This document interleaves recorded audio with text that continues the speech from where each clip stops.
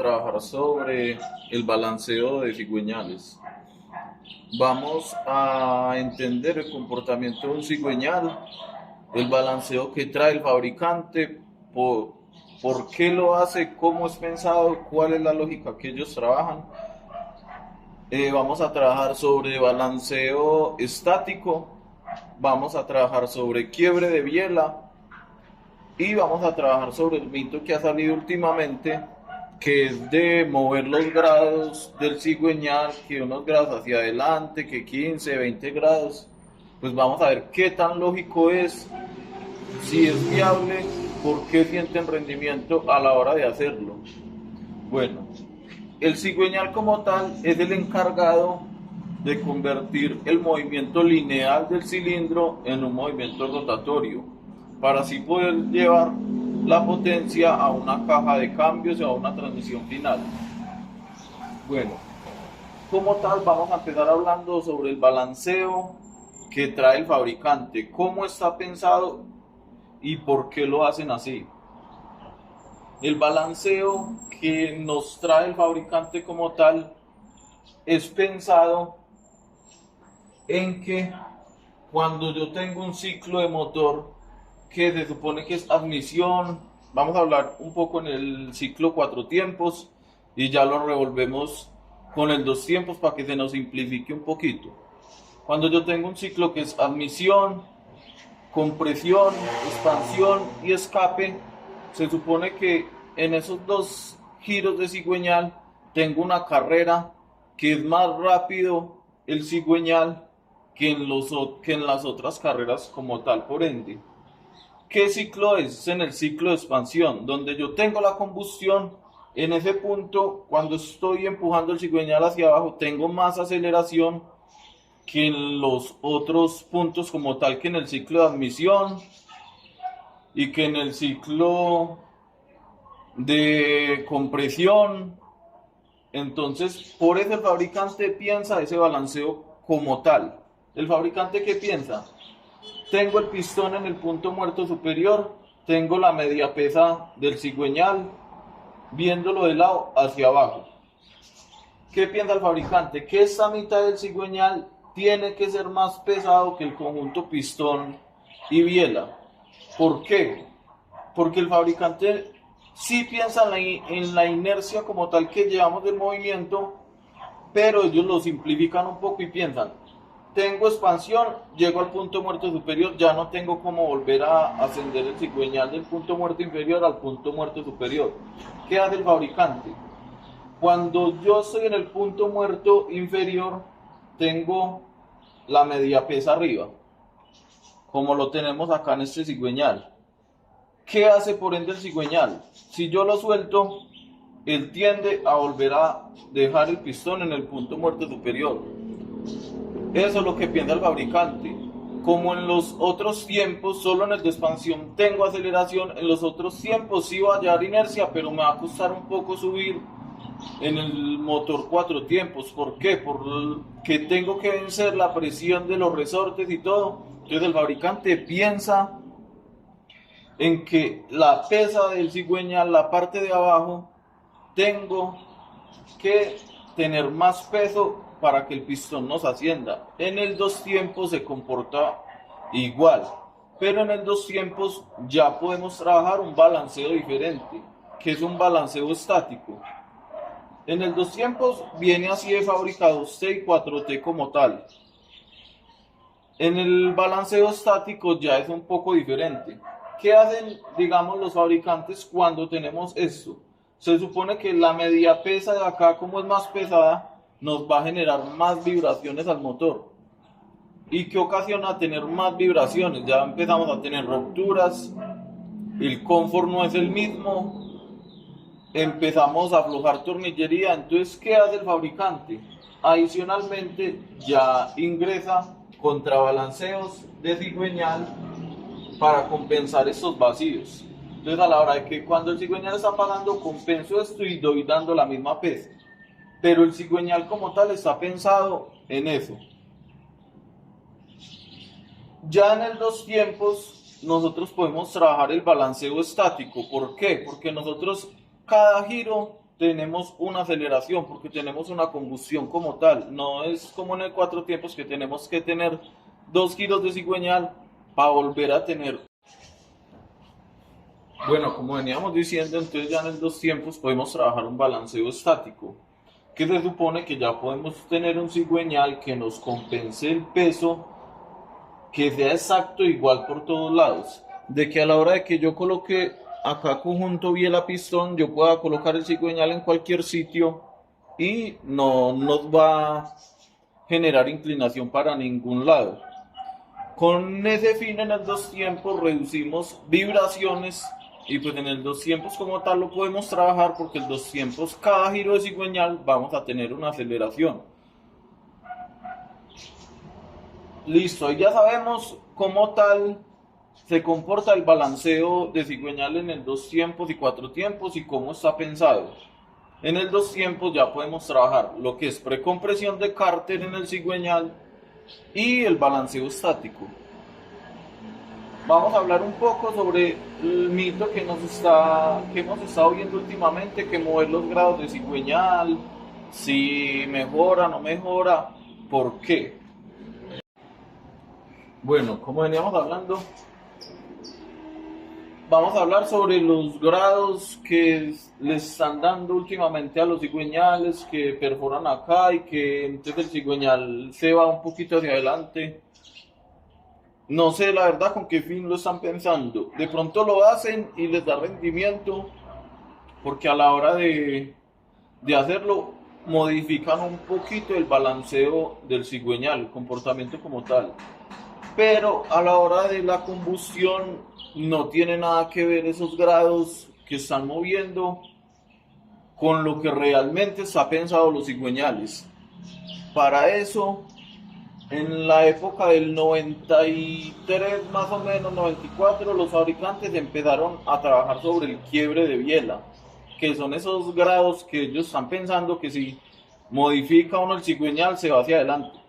En los años 88, 90, los motores tenían el mismo ciclo, pero pues no estaban tan profundizados completamente. En los años 90 más o menos, les voy a dar un ejemplo, teníamos pistón arriba, cigüeñal se supone que estaba en el punto muerto superior y la biela era rectilínea. A la hora de que nosotros teníamos la combustión, entonces, ¿qué ocasionaba eso? Teníamos como una fuerza ejerciendo sobre el pistón hacia la biela y hacia la canastilla de la biela. Entonces, ¿qué pasaba? Los motores eran muy ruidosos y no tenían muy buen rendimiento. Las bielas duraban un poco menos. ¿Qué se fueron dando cuenta los fabricantes? De que podían tener el mismo ciclo, pero darle un quiebre de biela. ¿Cómo funciona ese quiebre de biela? Trabaja igual, tenemos pistón en el punto muerto superior, cigüeñal completamente arriba, pero ¿qué hicieron los fabricantes? Nosotros pensaríamos que el pasador del pistón viene a centro. Hoy en día ya no lo hacen. El pasador del pistón como tal ya viene más corrido hacia el ciclo de admisión. Si yo mido con un calibrador, no sé si la cámara lo alcance a ver, aquí tengo 39 hacia el escape. Y si yo mido hacia la admisión, tengo 37.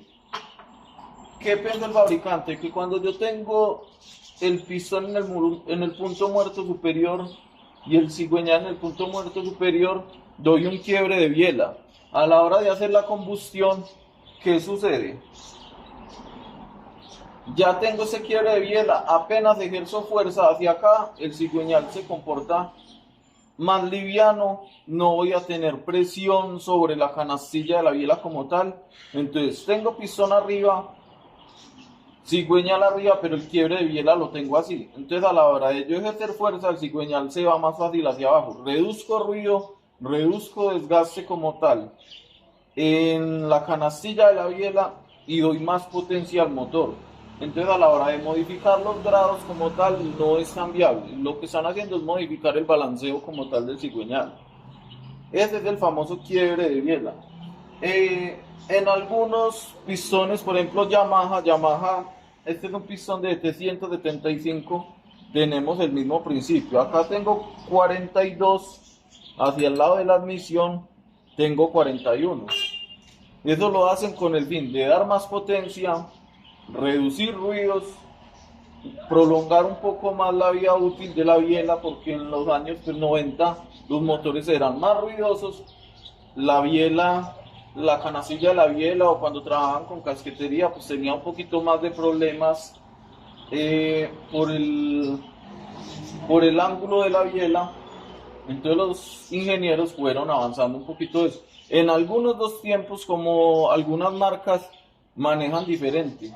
Por ejemplo, en la X100 el pistón viene a cero. Si yo mido esto, viene a cero. Pero ¿qué hace Suzuki? Suzuki lo modifica ya con los espárragos del cilindro. Entonces, ¿qué hacen? Colocan el pistón arriba, cigüeñal normal, y los espárragos del cilindro los tiran un poco hacia el lado de admisión para ejercer este quiebre de biela. Entonces ya pues con estas bases ya sabemos cómo trabajar el cigüeñal, los balanceos, qué pasa si tengo un balanceo estático, qué pasa si muevo grados. Al mover grados, pues lo que estamos haciendo es desbalanceando un poco el cigüeñal y aumentando un poquito las vibraciones. Y ya sabemos que en un motor las vibraciones es fatal para un motor, para rupturas, menos duración, no tenemos la misma potencia, empezamos a reventar chasis, mejor dicho. En unos dos tiempos podemos trabajar balanceo estático y este balanceo que es con el que el fabricante nos envía el motor. Por eso a veces notamos que un motor estándar cuando reparamos al 50-75 no siempre va a quedar andando más, a veces queda andando menos, pero es porque modificamos un poco ese balanceo que nos brinda el fabricante.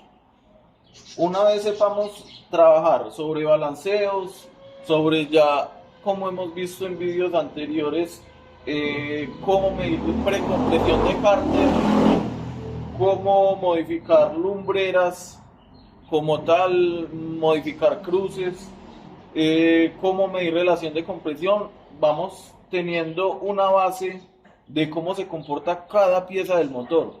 Y al saber cómo se comporta cada pieza del motor, pues podemos crear un conjunto que a la hora de optimizarlo voy a tener un motor con mucho rendimiento. No estamos toqueteando nada por toquetear. Estamos moviendo todo como pensó el fabricante, estamos diseñando un motor de cero para lo que nosotros queremos. En el dos tiempos, como le digo, ya cuando sellamos estos vacíos nocivos, le vamos aumentando precompresión al cárter. Pero tenemos unos rangos que no nos podemos ir más de ahí. Entonces, por eso, a la hora de medir, a la hora de preparar un motor, tenemos que empezar a calcular balanceo de cigüeñal, precompresión de cárter, cruces de lumbreras, para qué lo queremos, si es para enduro, para velocidad, para pique, compresión de culata, que más adelante los vamos a ver en otros vídeos, el expansivo, que en un dos tiempos es crucial, es casi un 40-50% de la potencia del motor. Nosotros cuadramos un motor como tal, medido, preciso, y el expansivo es el que nos da el toque final para que el motor nos dé el máximo de rendimiento. Más adelante vamos a ver carburación, cómo se comporta un carburador. La idea de estos videos es más que todo enseñar el comportamiento de cada pieza, cómo funciona. No les voy a decir específicamente, hágale en esto al cigüeñal, o hágale en esto al cilindro, o monten esto expansivo porque les va a andar más. No.